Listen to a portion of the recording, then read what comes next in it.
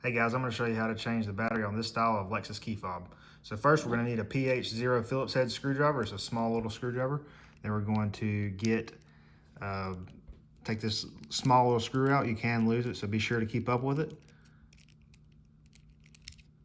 So take that out. So,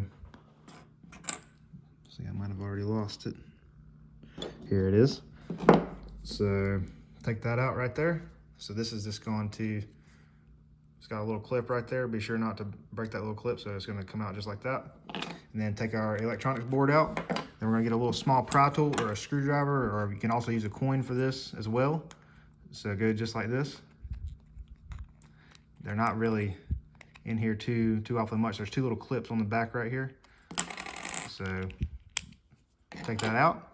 And then we're going to get our pry tool and go in from this way. This works the best. So go in right here at the gold little spring, keeping all the tension on it. So just go like that.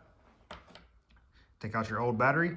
This is a CR2016 battery. Then we're going to replace our new battery. So be sure and sort of go in like this first and then press it down.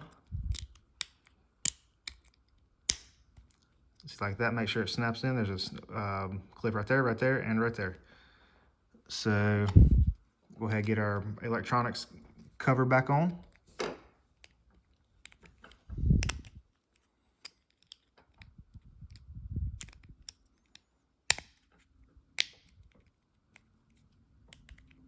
All right, and then we're going to face down, put the buttons just the way it came out, just like that.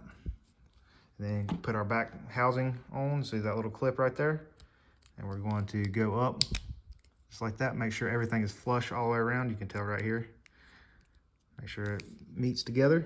And then we're gonna get our small little Phillips head screw.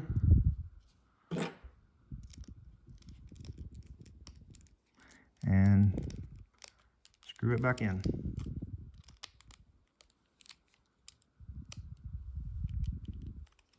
And there you go.